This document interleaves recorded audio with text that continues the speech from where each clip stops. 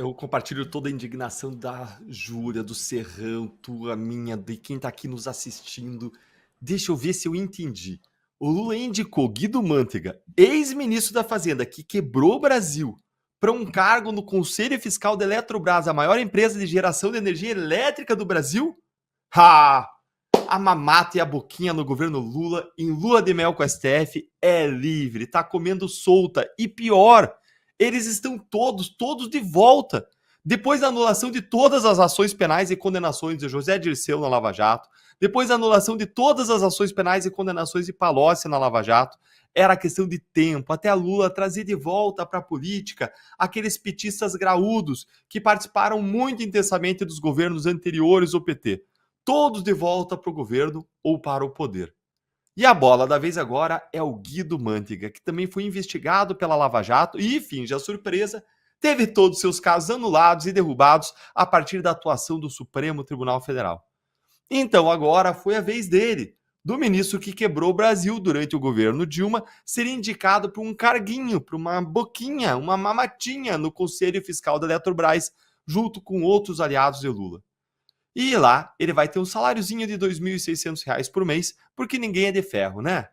Mas o que me preocupa é mais do que o salário ou o que ele vai receber. É o que ele pode fazer com o poder dele lá dentro, de uma das maiores empresas com a participação do poder público do país, com o controle fiscal dos gastos, o que gasta, deixa de gastar, com a influência que ele vai ter lá dentro.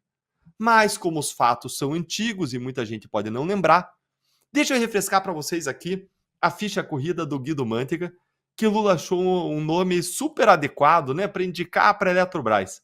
E depois eu vou te contar qual que é o real objetivo de Lula com essa indicação. Vem aqui comigo, ó. O Guido Mantega, ele é simplesmente o homem que quebrou o Brasil no governo da Dilma, que destruiu a economia brasileira entre os anos de 2014 e 2016. Ele foi o ministro da Fazenda de Lula e de Dilma, e nesse cargo ele arquitetou a política econômica conhecida como Nova Matriz Econômica, responsável pela maior recessão da história recente do Brasil. Uma das maiores recessões de toda a história, quando comparadas com as outras, vai ficar ali, eu já vi gente colocando como a pior de todas, como a segunda, a terceira pior, está entre as piores do Brasil. A primeira vez que ele chegou ao cargo de ministro da Fazenda foi em 2006, ainda no governo Lula, onde ele defendeu a criação de programas públicos de investimento como o PAC.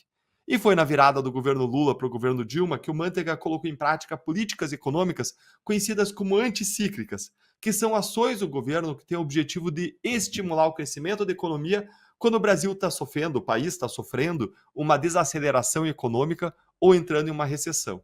E o que o Mantega fez?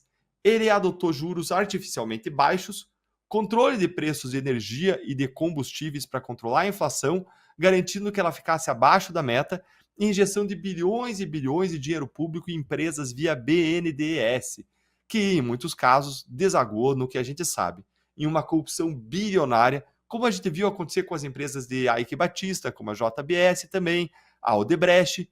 E qual foi o resultado? O Brasil não só não cresceu, como quebrou. E as contas públicas ficaram absolutamente em frangalhos. Tanto que, quando Temer se tornou presidente, uma das suas principais preocupações foi estabelecer o quanto antes um teto de gastos constitucional para recuperar a credibilidade do governo diante de investidores, de gente que traz o dinheiro para o Brasil, diante da necessidade de rolar a dívida pública, obtendo novos recursos para rolar o empréstimo trilionário que o Brasil tem.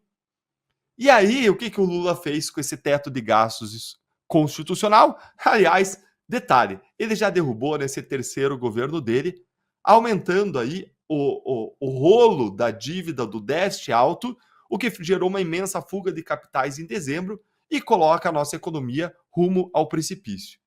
Bom, esse é o Guido Mantega, que hoje o Lula indica para uma empresa que cuida da nossa energia, que já foi estatal e que hoje é privatizada, mas que conta com o controle do governo federal sobre 3 cadeiras do Conselho de Administração e uma cadeira no Conselho Fiscal que ele vai ocupar. Porque a União hoje tem mais de 40% das ações da Eletrobras, então tem direito a essas indicações. Fora tudo isso, tem ainda todas as suspeitas e as acusações feitas contra o Mantega por corrupção, mas que, com a intervenção do STF, deram em absolutamente nada. Então o Mantega é presumido inocente hoje, como Lula também é. Mas quando você tem suspeita sobre alguém de malversação de recursos, ainda que você não consiga condenar a pessoa, você não coloca a pessoa numa função que controla o uso ou o mau uso do dinheiro, como um conselho fiscal. Isso é incompatível com as boas práticas que se esperam numa empresa que tem dinheiro público e que tem ações negociadas em bolsa. Não é à toa que a percepção de corrupção no Brasil só piorou, e essa é uma das três principais preocupações dos brasileiros no governo Lula, justamente: o crescimento desenfreado da corrupção.